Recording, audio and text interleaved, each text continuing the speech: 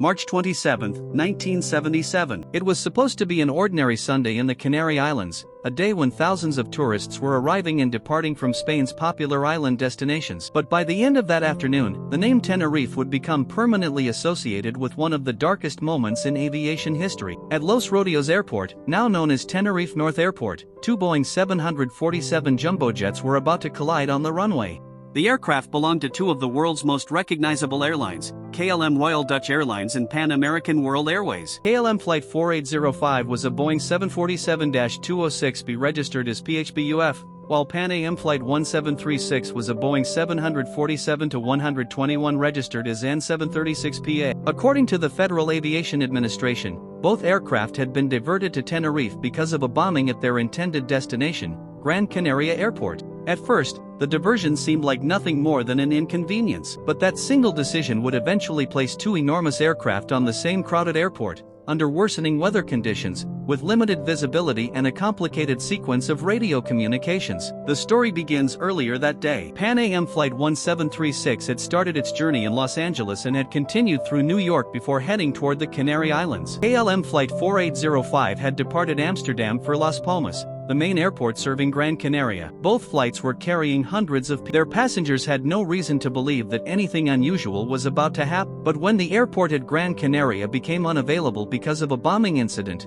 arriving aircraft were redirected to Tenerife. Los Rodeos Airport was not prepared for the sudden concentration of large aircraft. The airport was smaller and more challenging to operate from than Gran Canaria, and aircraft that normally would have been separated were now sharing limited space. The Pan Am Boeing 747 was directed to a parking position behind the KLM aircraft and other airplanes. This created a problem that would become crucial later. When Gran Canaria eventually reopened, the aircraft needed to leave Tenerife. But because the parking area was crowded, the Pan Am aircraft could not simply taxi away using a normal route. It would have to move onto the runway itself and travel along it before turning off through an exit. At the same time, the KLM aircraft was preparing for departure. This meant that the same runway would be used by one aircraft for taxiing while another aircraft was preparing to take off. Under clear weather conditions, this might have been managed, but the weather was changing rapidly. Tenerife is and clouds and fog can develop quickly around the airport. As the afternoon continued, visibility deteriorated. The runway began disappearing into thick fog. For pilots, this created a serious problem. They could no longer depend on seeing other aircraft with their own eyes. They had to rely heavily on radio communication with air traffic control and on the information coming from their instruments and crew members. Inside the KLM cockpit was Captain Jacob Veldhuizen van Zanten, one of the airline's most experienced Boeing 747 pilots and its chief flying instructor. His experience was considerable, but experience could not eliminate the dangers created by the unusual circumstances at Tenerife. The KLM crew was preparing the aircraft for departure while the Pan Am crew was trying to move their aircraft through the crowded airport. The runway was becoming increasingly difficult to see. At this point, every instruction mattered. Every word on the radio could influence what happened next. The KLM aircraft taxied onto the runway and moved toward the departure position. Meanwhile, the Pan Am Boeing 747 was also on the runway, moving toward an exit. The two aircraft were separated by distance, but they were also separated by something far more dangerous: the fog. Neither crew had a reliable visual picture of where the other aircraft was. Communication between the aircraft and the tower continued. The KLM crew received instructions concerning their route and departure, but the crucial distinction between being cleared to taxi into position and being cleared for takeoff became the center of the investigation. The Spanish investigation later identified the fundamental cause as the KLM captain beginning the takeoff without clearance. The official findings also noted that he did not follow the tower's instruction to stand by for takeoff and did not stop after Pan Am indicated that it was still on the runway. But before that final decision, there were several moments when the danger could potentially have been recognized. Inside the Pan Am cockpit, Captain Victor Grubbs and his crew were trying to determine exactly where they were on the runway. They were looking for the correct exit while visibility continued to deteriorate. The Pan Am crew knew another aircraft was preparing to depart, but because of the fog, they could not see the KLM 747 approaching from behind. In the KLM cockpit, the crew also could not see the Pan Am aircraft ahead. This was a classic example of a dangerous mismatch between what people believed and what was actually happening. The KLM crew believed the runway would be clear for departure. The Pan Am aircraft was still moving along that same runway. At some point, the KLM aircraft began its takeoff roll. The engines produced enormous thrust as the 747 accelerated down the fog-covered runway. There was almost no time left. Inside the Pan Am aircraft, the crew suddenly realized that another Boeing 747 was coming directly toward them. Captain Grubbs attempted to turn the Pan Am aircraft away from the approaching KLM jet. At the same time, the KLM crew finally saw the Pan Am aircraft. Captain Van Zanten attempted to rotate the KLM 747 and lift it over the Pan Am aircraft. Was already moving at high speed, carrying enormous weight and momentum. There was simply not enough runway remaining to stop safely or maneuver around the other aircraft. The nose of the KLM aircraft began to rise, but the aircraft struck the Pan Am 747. The impact was catastrophic. The KLM aircraft passed over the Pan Am aircraft while its lower fuselage and landing gear tore into the other jumbo jet. Fuel ignited almost immediately. The Pan Am aircraft was ripped apart and engulfed in flames.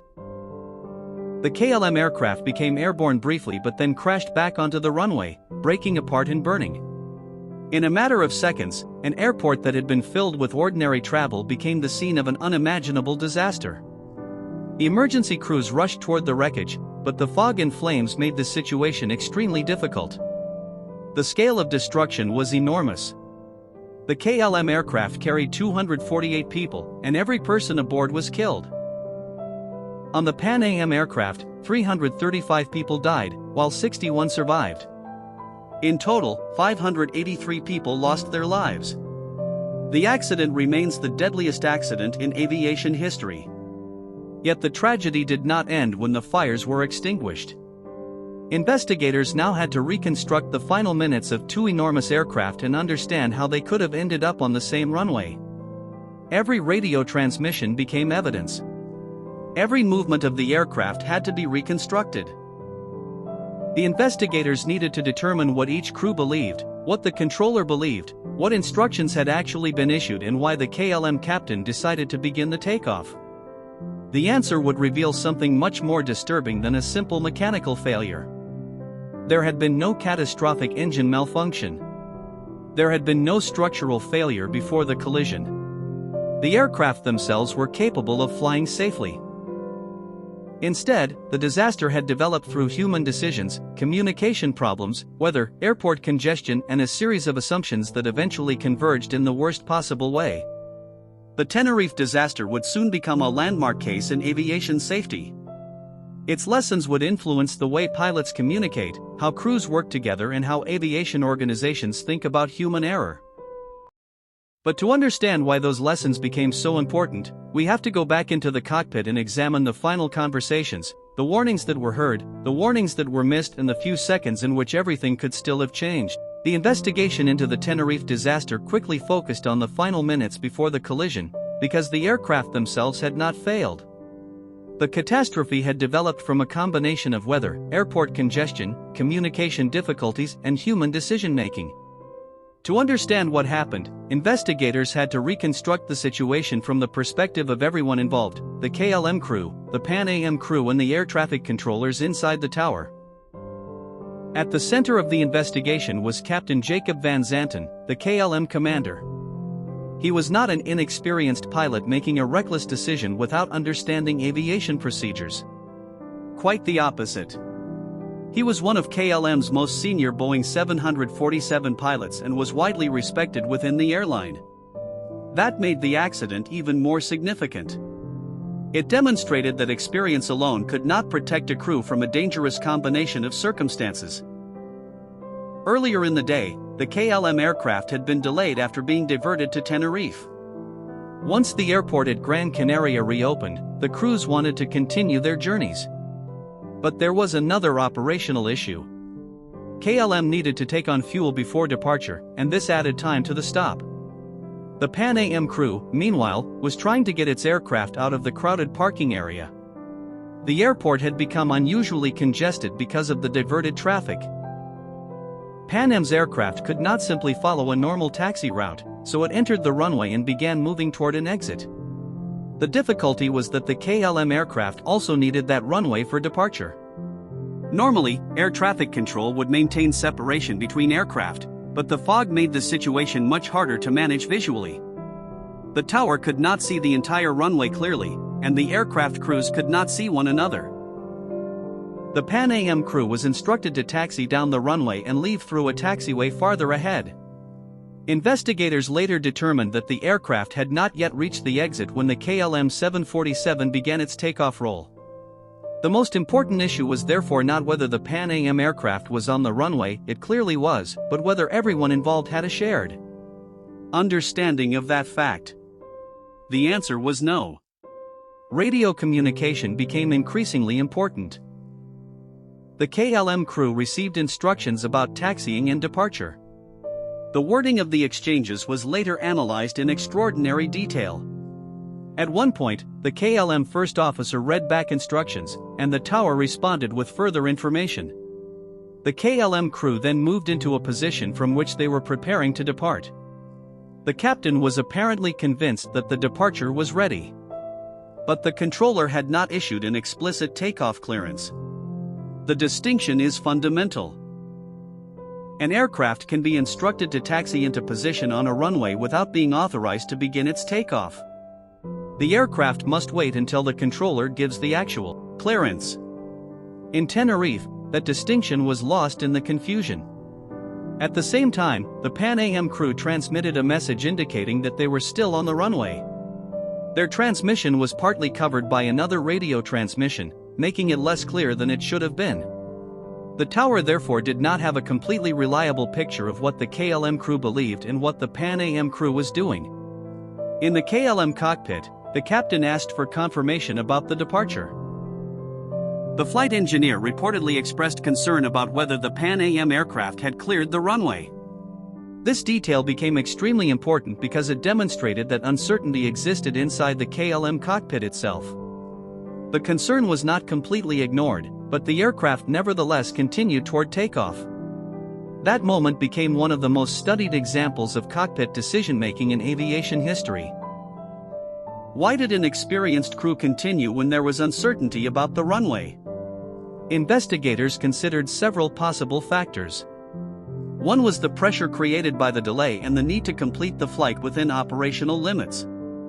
Another was the captain's expectation that the Pan Am aircraft had already left the runway. There was also the effect of the radio communication, which may have reinforced the belief that departure clearance had been received. But none of these factors alone fully explains the accident. What made Tenerife so important was how these influences interacted. Human beings constantly build mental pictures of what is happening around them. When information is incomplete, the brain naturally fills in the gaps. In aviation, that can become dangerous if assumptions are treated as facts. The KLM crew believed the runway was available. The Pan Am crew knew they were still on the runway. The controller believed the KLM aircraft was waiting for clearance. Each group had a different understanding of the same situation. The fog prevented visual confirmation, so there was no easy way to correct those misunderstandings. Then the KLM aircraft started its takeoff roll. Inside the Pan Am cockpit, the crew saw the KLM 747 emerging from the fog. Captain Victor Grubbs immediately attempted to avoid the collision. The Pan Am aircraft began moving away from the KLM jet, but the Boeing 747 was enormous and required considerable space to maneuver. At the same moment, the KLM aircraft was already accelerating. Captain Van Zanten realized the danger and attempted to lift the aircraft over the Pan Am jet. The KLM 747 began to rotate, but the aircraft did not have enough runway to climb high enough to clear the Pan Am aircraft. The two jets collided with tremendous force. The KLM aircraft struck the Pan Am Boeing 747 and continued beyond it before crashing. Both aircraft were destroyed by the impact and subsequent fires. The human cost was enormous. Everyone aboard the KLM aircraft died. On Pan Am, 61 people survived. The survival of those passengers was remarkable considering the scale of the destruction around them. Some escaped through openings created by the collision, while others were thrown clear of the aircraft. Emergency crews eventually reached the scene, but the fog initially made it difficult to understand what had happened. The accident scene was so chaotic that rescue workers had to deal with multiple fires and wreckage fields. Once the scale became clear, Tenerife was recognized as a disaster unlike anything commercial aviation had experienced before. But the investigation was not simply about assigning blame. Investigators wanted to know how the aviation system could prevent another accident of this type. One of the most important lessons concerned communication. Aviation depends on precise language. A phrase that sounds harmless in ordinary conversation can have a very different meaning in a cockpit.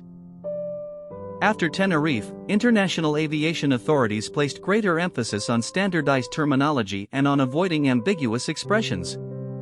The word takeoff became particularly important. It should be used only when an actual takeoff clearance is being issued or discussed in the correct context.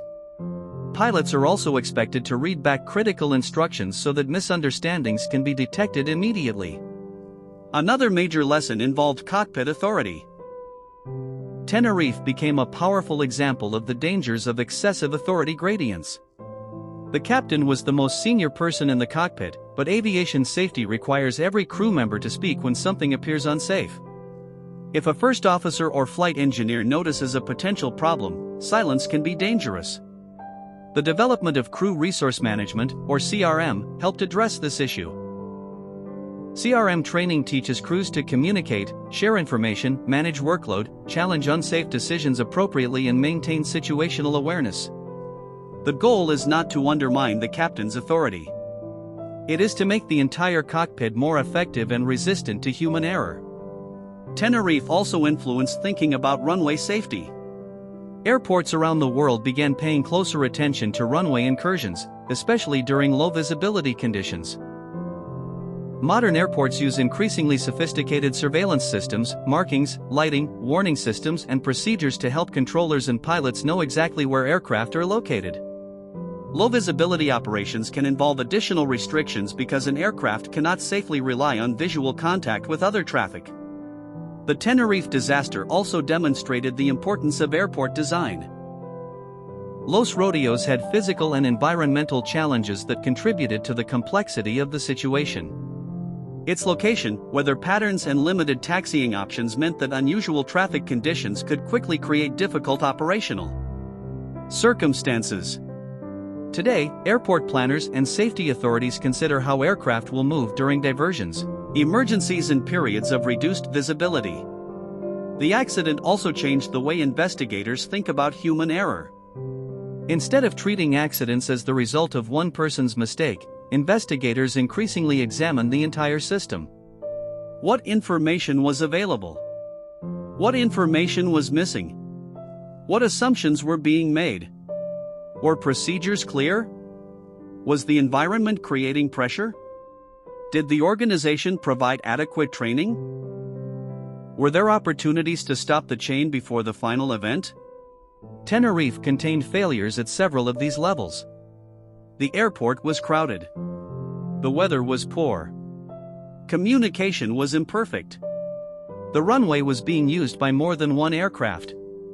The KLM crew misunderstood the situation. The Pan Am aircraft could not get out of the way in time. Each factor alone might not have caused a disaster, but together they created a deadly chain. This became one of the most important lessons from Tenerife. Accidents often happen when multiple defenses fail at the same time. The aircraft were not defective. The pilots were not untrained. The controller was not deliberately creating danger. Yet the system still failed to prevent a catastrophic collision. That insight would influence aviation safety for decades. Today, pilots are trained to question assumptions, verify clearances, maintain communication, and stop when uncertainty exists. Controllers are trained to use standardized phraseology and maintain separation. Airlines use checklists and crew coordination procedures designed to catch errors before they become irreversible. These practices are now so normal that passengers rarely think about why they exist. But behind many of them is the painful history of accidents like Tenerife. The disaster showed that safety cannot depend on perfect performance from one person. It has to come from multiple layers of protection. If one person makes a mistake, another person should be able to catch it. If communication becomes unclear, the procedure should force clarification. If visibility disappears, the system should provide another way to know where aircraft are. And if a crew member feels something is wrong, The cockpit culture should encourage them to speak. Tenerife was a tragedy created in seconds, but the lessons from it took years to develop. The next question was whether those lessons would actually change aviation. The answer would become visible in the decades that followed, as airlines, airports and regulators transformed the way crews communicate, how runways are managed and how human error is treated. The people who died at Tenerife could not be brought back, but the investigation into their deaths would help reshape aviation safety around the world. And that is the tragic story of the Tenerife airport disaster, a day that changed aviation forever. On March 27, 1977, 583 people lost their lives, but their story became a powerful lesson for the entire aviation industry. Communication, stronger cockpit teamwork, standardized procedures, and improved runway safety exist partly because the world refused to forget what happened at Tenerife. If you found this story informative, make sure to like the video, subscribe to the channel, and turn on the notification bell for more real historical events, aviation disasters, and untold stories from around the world. And remember, sometimes history's darkest moments teach us the lessons that save lives in the future. Thanks for watching, and I'll see you in the next video.